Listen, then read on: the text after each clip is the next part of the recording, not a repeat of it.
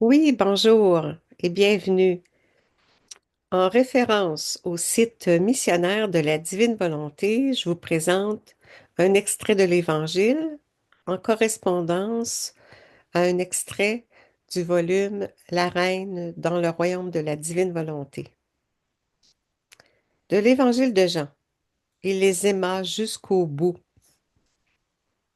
Avant la fête de la Pâque, sachant que l'heure était venue pour lui de passer de ce monde à son Père, Jésus ayant aimé les siens qui étaient dans le monde, les aima jusqu'au bout.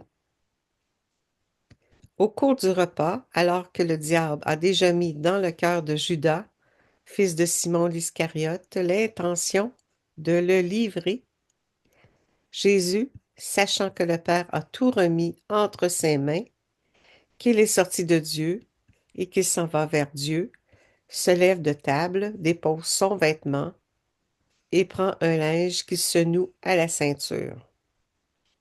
Puis il verse de l'eau dans un bassin. Alors il se mit à laver les pieds des disciples et à les essuyer avec le linge qu'il avait à la ceinture. Il arrive donc à Simon-Pierre qui lui dit, c'est toi, Seigneur, qui me laves les pieds? Jésus lui répondit, ce que je veux faire, tu ne le sais pas maintenant, plus tard tu comprendras. Pierre lui dit, tu ne me laveras pas les pieds, non jamais. Jésus lui répondit, si je ne te lave pas, tu n'auras pas de part avec moi. Simon-Pierre lui dit, alors Seigneur, pas seulement les pieds, mais aussi les mains et la tête.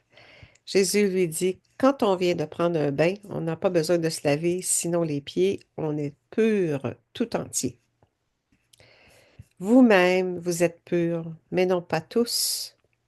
Il savait bien qui allait le livrer, et c'est pourquoi il disait, vous n'êtes pas tous purs. Quand il leur eut lavé les pieds, il reprit son vêtement, se remit à table et leur dit, comprenez-vous ce que je viens de faire pour vous? Vous m'appelez Maître et Seigneur, et vous avez raison, car vraiment je le suis. Si donc moi, le Seigneur et le Maître, je vous ai lavé les pieds, vous aussi, vous devez vous laver les pieds les uns aux autres. C'est un exemple que je vous ai donné afin que vous fassiez, vous aussi, comme j'ai fait pour vous. Alors, en correspondance à la Reine du ciel dans le royaume de la divine volonté, le 27e jour, il nous aima jusqu'au bout. Marie dit à Louisa, ma très chère fille, ne me refuse pas ta compagnie dans cette si grande douleur. La divinité avait décrété le moment du dernier jour de mon fils ici-bas. L'un de ses apôtres venait de le trahir en le remettant aux mains des Juifs pour qu'on le fasse mourir.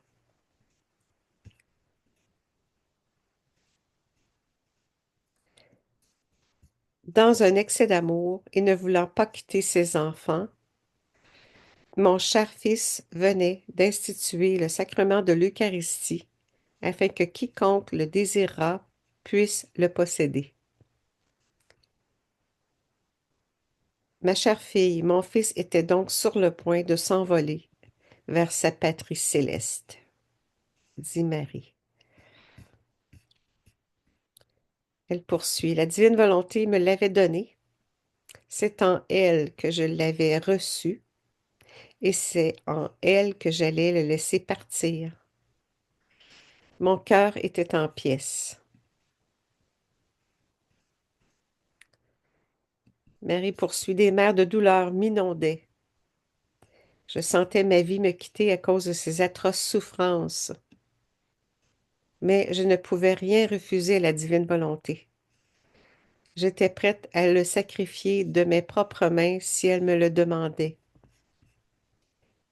La force de la divine volonté est absolue. Je ressentais une telle force par elle que j'étais prête à mourir plutôt que de lui refuser quoi que ce soit. En terminant, pour honorer Maman Marie, Viens embrasser mes plaies, dit Jésus en me faisant 5 actes d'amour, et prie ma très chère maman, que ces douleurs scellent ta volonté dans l'ouverture de mon saint côté ouvert. Ouais, que le fiat procède, Seigneur. Oui, à ta volonté, oui, à la divine volonté d'amour. Alors, je remercie Ginette pour le beau montage avec les belles illustrations qui nous aident à intégrer l'apprentissage des connaissances. Alors, c'est ça pour qu'on puisse prier, que le Seigneur vienne prier en nous. En terminant, Seigneur, daigne nous bénir tous au nom du Père qui nous crée, au nom du Fils qui nous sauve, au nom du Saint-Esprit qui nous sanctifie. Amen. Merci tout le monde. Bonne journée.